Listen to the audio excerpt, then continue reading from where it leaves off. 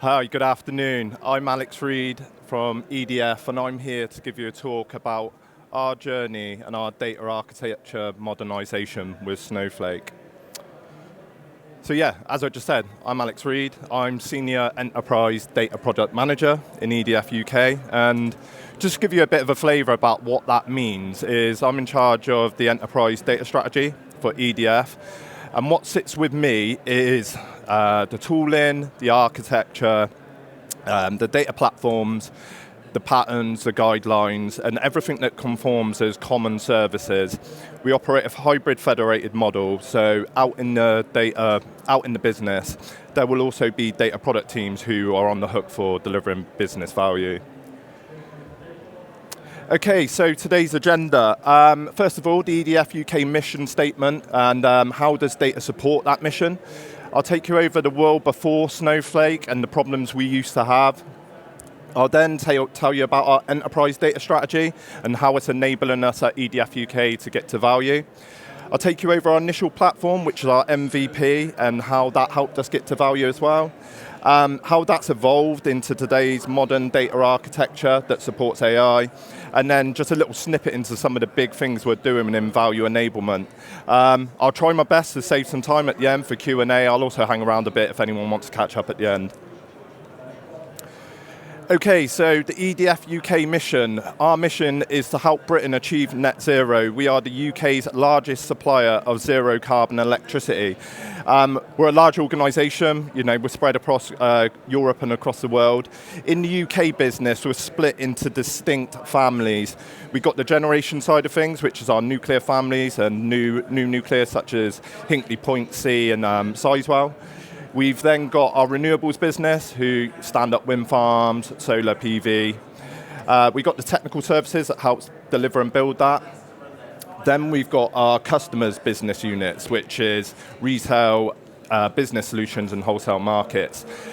For today's session, I'm going to focus on the customers business units. First of all, because it's the area I know the most about and I'd be a bit lost in some of the other areas. But number two, they're Snowflake users, and it's probably our most mature unit when it comes to data. But if you look on the right, we've got three really simple pillars when it comes to our UK business strategy. So first of all, we want to be customer focused. Next, we want to be best performing. And then we want to bring together our unique set of families to create our unique proposition to the UK market, because we are uniquely placed in the fact that we've been doing this for a number of decades now. We do have generation assets, we do have supply assets, and we do have the ability to supply into customers as well. And as I said, I'll take you over how data enables some of that now.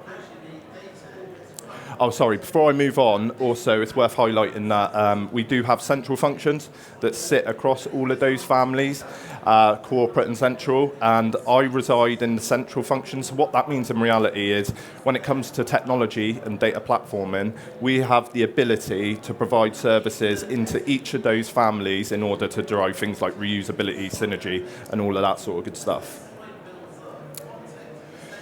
Okay, so customer focus. I could spend the whole half an hour talking over some of the data and AI products we've got out in the organisation that are helping us achieve our mission statement and deliver value to customers. But I thought I'd just focus on a few that I think will be of interest to this audience. So first of all, AI. There's quite literally not a session you'll go to these days where AI is not infused into the conversation somewhere along the lines.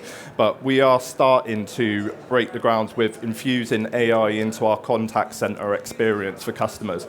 And what that means in reality is we have productionized AI products out there in the contact center, making the contact experience more seamless, reducing things like time to handle customer complaints, and driving a lot of synergy between technology that we're deploying. And the fundamental role that data plays within that is we cannot have AI product at scale if we do not have sound data platforms and data governance and quality. And Snowflake very much plays the role there of onboarding the data, helping us get it business ready, and then helps AI models consume that data.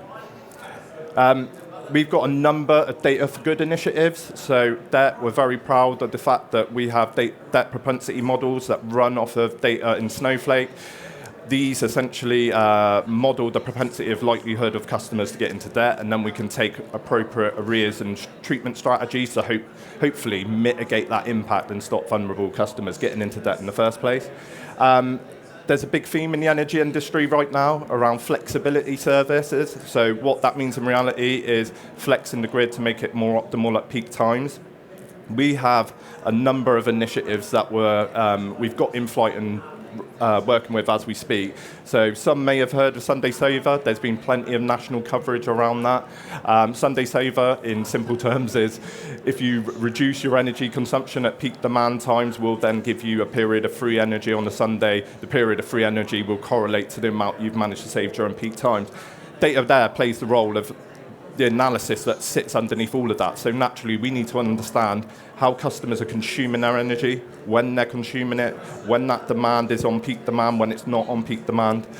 And we use data to analyze that using machine learning models and then tailor things like tariffs and products appropriately.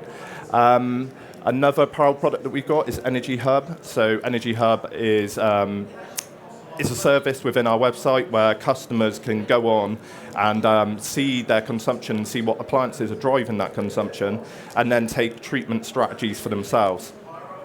I'll bring a couple of others to life. So cutting edge tech. Everyone in this room is probably aware of Octopus. I mean, I literally cannot escape Octopus these days. As part of their digital product proposition, they created a platform known as Kraken, which is really starting to take a hold in the energy and utilities industry. We adopted Kraken, so we purchased it ourselves. Snowflake played the role of underpinning, migrating 5.5 million customer accounts onto that platform. As you can imagine, that is quite a complex undertaking that involves integrating a lot of digital services into the Snowflake platform. And we quite literally could not have done it without that. Just one more that I probably want to highlight as part of this conversation is market-wide half-hourly settlements. This is a big industry regulatory initiative that all energy companies are having to undertake. In simple terms, what that means is via smart meters, it gives the people, customers even, the ability to settle energy on a half-hourly basis. What that means for us as an organisation is it also gives us the opportunity to be a bit leaner, slicker, more analytical with our customers' consumption usage. So we manage assets and trade on an energy market that's circa 10 billion. I mean, that figure can flex on a day-to-day basis, but that's generally the number that we arrive at. And what market-wide half-hourly gives us the ability to do is create volume forecasting models, which take feeds from industry, customers, energy costs, non-energy costs, lands it onto the Snowflake platform, and then we model that and forecast our energy requirements on a regular basis. Now, the impact of getting that, reducing the error margin there, can quite literally be measured in the hundreds of millions. And the impact of getting it wrong can also be measured in the hundreds of millions. So it's super important. It's almost mission critical to us as a business that we have the ability to land this data, model it appropriately, and do the forecast that I just mentioned. And Snowflake's absolutely critical to underpinning all of that. Okay, so the world before Snowflake. So around 2022-ish, we had a bit of a pivotal moment for us with our data strategy. So historically, the value of data being questioned. Our exec, we had a number of conversations with them, and they'd be saying, hey, we're spending a lot of money on tech here, and we're not seeing the return on the investment there. A big thing holding us back was the siloed approach, I suppose, that we were taking to tech at the time before Snowflake, of having a data warehouse platform, having a database platform, having an MLOps platform, having a MLOps AI platform. And we were constantly having to integrate all of these solutions together, number one. But then number two, we had data in multiple locations, so we'd have it in our databases, we'd have it in our data warehouse platforms, we'd have it in the MLOps platform. And we were constantly, in our minds, bringing the data to the code, not the code to the data. And we almost had that moment of, imagine if we just had one place where we could do all of this. It would reduce the complexity, it would reduce the infrastructure costs, it would drive our ability to get to value quicker. So we launched a data strategy in order to try and conquer that. Now, this is not the data strategy of 2022. This is this year's data strategy. But the reason why it's important is, this is the enterprise data strategy. And the reason why this is important is, in reality, it's the same data strategy every single year. We just slightly tailor it to whatever the theme is at the time. But if I think for me, the data strategy that I've written here was nigh on the same as the one we had in 2022, which was we needed to maximize the value from data. We needed to reduce inefficiencies. We needed to reduce quality challenges in delivery. We needed to reduce risk. And I suppose the big one now on top of that is we needed to provide the foundations to enable value and automated AI. I suppose at that point in time, it would probably read, we need to provide the foundations to enable value and data science or machine learning. But I think the pivotal thing for us at the moment as an organization is always, how can we get to value quickest? Obsess about value. We do not obsess about tech. Tech is the enabler, it's not the fundamental thing that we chase after, which was probably a fundamental mistake that we used to make. We had a platform full of shiny tech, but it wasn't getting to value. Okay, so our initial platform, and this will help, the next slide will help bring this to life a little bit about how much has changed in the EDF organization. But what you can see here is our initial retail capability that we had in 2022. Now, it was a small scale capability. We had one centralized team delivering all of this. We only had a pro-code capability in Matillion. Low-code capability. We had no pro-code capability at that point. It was very low-code, point-and-click type tooling, and we had quite a low competency and maturity in the data team. But what this platform enabled us to do was it enabled us to onboard data quickly. It enabled us to get to value quickly. Snowflake performed the critical role of destroying the old perception of data is expensive and data is not returning value, because we could now get to things like our SLA performance. We could now get to our regulatory reporting. And if I go to one step further, we were early adopters of the Snowpark feature in Snowflake. And what that enabled us to do was to run Python workloads over SQL on the data warehouse. Now, that was a fundamental game changer for us with the exec, because before that, we simply couldn't do data science. It was too costly, it was too expensive. By implementing Snowpark integrated with SageMaker, we could increase the data science velocity of delivery by 4x. Suddenly, we were delivering data science products into the organization, such as customer lifetime value, which gave us the ability to analyze our customer base and tailor products and services appropriately. It gave us the ability to market to our customers and understanding their needs. It gave us the ability to understand our vulnerable customers and tailor debt strategies accordingly. And it changed the mood music with the exec from data is costly, we can't get to value, to data is now an enabler, how can we expand this?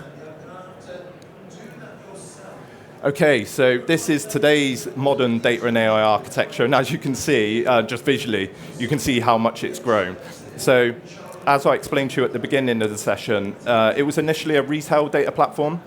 We now have what's known as a customer's data platform. So the platform is expanded across all of the customer's business units.